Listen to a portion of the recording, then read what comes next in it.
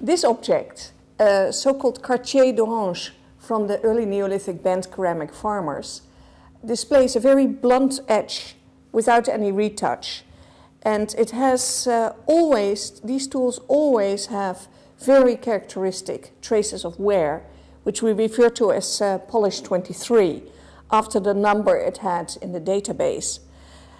This polish indicates these tools were used to plane or scrape something, but we have no idea what, because we have not been able to replicate these traces even after 25 years of attempts. And it's a true functional riddle.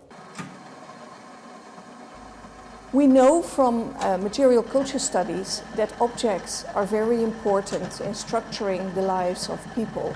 And basically, objects have agency.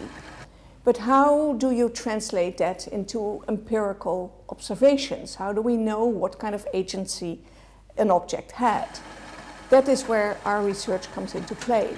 We basically do forensic research of objects. We look how they're made, how they're used, and we base our inferences on a very extensive experimental reference collection. The Laboratory for Artifact Studies is one of the few places in the world where such a large reference collection exists, and where it's possible for students to obtain the expert knowledge necessary to study the biography of objects from a microscopical point of view. One of the other things we look at in this lab are ornaments of, amongst others, amber. This is a bead made out of amber, and we look at the production and wear traces on those beads to learn more about the use life. What's special about this bead is the long perforation on it. It's going from this end to that end. That's quite hard to make with prehistoric tools, and we're not yet quite sure how they did this. So we're still conducting experiments to find out how they made those long perforations. Students can study artifacts from all over the world and from basically all periods, because the microscopical methods of analysis are the same, regardless the origin of the objects.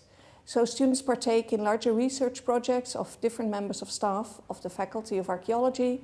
They can also partake in larger collaborative research projects on an international scale involving other universities with which we collaborate. And last, they can have their own independent research projects, as long as it involves objects. What I like about studying in this lab is that you learn more about what people actually did all day, because with use-wear analysis you get direct insight in their activities.